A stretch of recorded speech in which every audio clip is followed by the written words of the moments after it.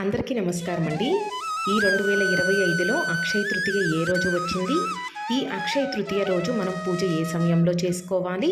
ఈరోజు ఏ వస్తువులను మనం ఇంటికి తెచ్చుకుంటే మనకి లక్ష్మీ కటాక్షం కలుగుతుంది? ప్రతి స్త్రీ కూడా ఈ అక్షయ తృతీయ రోజున తప్పకుండా చేయవలసిన విషయాలు ఏమిటో ఇప్పుడు మనం క్లారిటీగా తెలుసుకుందామండి. అయితే వీడియో చూసే ముందుగా మీలో ఎవరైనా మొదటిసారిగా మన ఛానల్ని చూస్తున్నట్లయితే మన ఛానల్ని తప్పకుండా సబ్స్క్రైబ్ చేసుకోండి. మన హిందువులు ఈ అక్షయ తృతీయని ఎంతో పవిత్రమైన రోజుగా భావిస్తూ ఉంటాము. ఈరోజు మనం ఏ పనైనా స్టార్ట్ చేస్తే అది తప్పకుండా విజయం చేకూరుతుంది అని మనం నమ్ముతూ ఉంటామండి. అంతేకాకుండా ఈ పర్వదినం రోజున మనం బంగారం కానీ వెండి కానీ ఏదైనా కొత్త వస్తువు కానీ ఇంటికి తెచ్చుకుంటే మనకి మంచి ఫలితాలు కలుగుతాయని మనకి పెద్దలు కూడా చెబుతూ ఉంటారు. ఈ రోజున విలువైన వస్తువులను కొనటమే కాదండి, ఈరోజు చేసే చిన్న దానం కూడా ఎంతో పెద్ద ఫలితాన్ని ఇస్తుందని మనకి పండితులు కూడా చెబుతూ ఉన్నారు.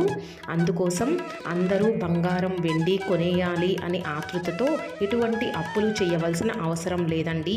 ఈరోజు ఆవులకి దానా పెట్టినా కూడా మనకి మంచి ఫలితాలు ఉంటాయి. అలానే లేని వారికి తిండి పెట్టినా కూడా మనకి మంచి ఫలితాలు ఉంటాయి. కాబట్టి ఈ అక్షయ తృతీయ రోజు ప్రతి ఒక్కళ్ళు కూడా తప్పకుండా దానం అనేది చేయటం అలవాటు చేసుకోండి. అటువంటి ఈ ఎంతో పవిత్రమైన అక్షయ తృతీయ 2025లో ఏప్రిల్ 29వ తారీఖు మంగళవారం రోజు సాయంత్రం 5:32 ప్రారంభమవుతుంది. అలానే మరుసటి రోజు అంటే ఏప్రిల్ 30 బుధవారం మధ్యాహ్నం 2:13 ముగుస్తుందండి.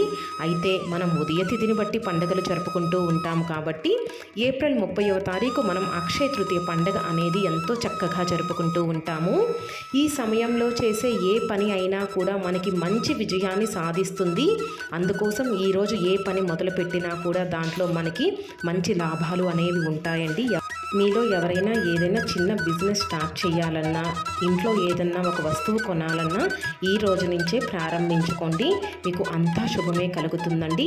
అలానే కొత్త వాహనాలు కొనుగోలు చేయాలన్నా, కొత్త ఇంట్లోకి ప్రవేశించాలన్నా, ఏదైనా ఆస్తి కొనటం కానీ వ్యాపారం ప్రారంభించడానికి కానీ ఈ అక్షయ తృతీయ అనేది చాలా మంచి రోజండి. అసలు అక్షయం అంటే ఎప్పటికీ తరగనిది అని అర్థమండి. అందుకోసం ఈ అక్షయ తృతీయ రోజు ప్రతి ఒక్కళ్ళు కూడా వెండి కానీ బంగారం కానీ ఏదైనా ఇంటికి తీసుకొని వస్తే మనం ఎప్పటికీ దానిని అలానే కొంటూ ఉంటామని మనకి పెద్దలు చెబుతూ ఉంటారు.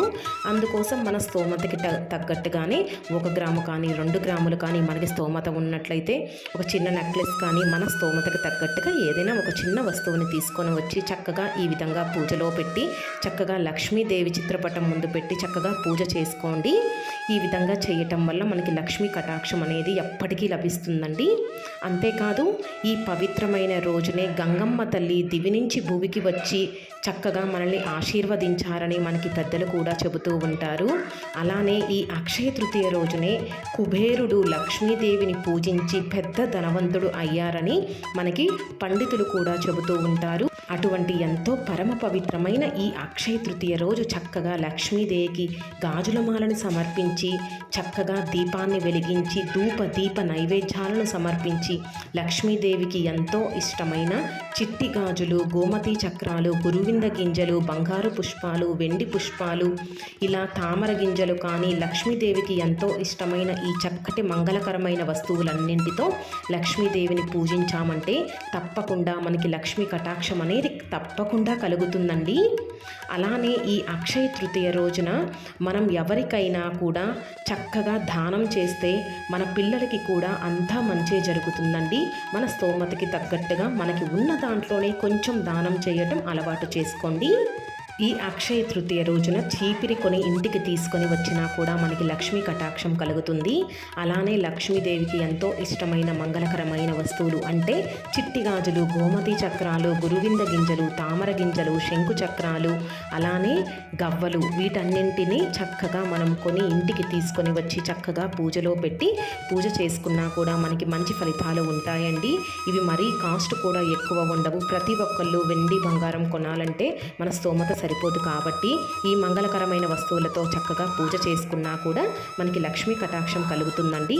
అలానే ఈ అక్షయ తృతీయ రోజున ప్రతి స్త్రీ కూడా చక్కగా తెల్లవారుజామునే నిద్రలేచి ఇంటి ముందు పేడ కల్లాపు చల్లి ఆవు పేడతో ఈరోజు కల్లాపు చల్లి ముగ్గు వేయడం అనేది చాలా మంచిదండి.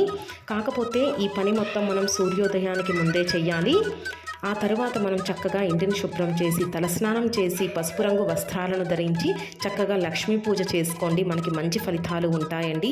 అలానే ఈరోజు మన ఇంటికి ఎవరైనా ముత్తైదువు వస్తే వాళ్ళకి చక్కగా ఈ విధంగా తాంబూలాన్ని అందచేయండి. మంచి ఫలితాలు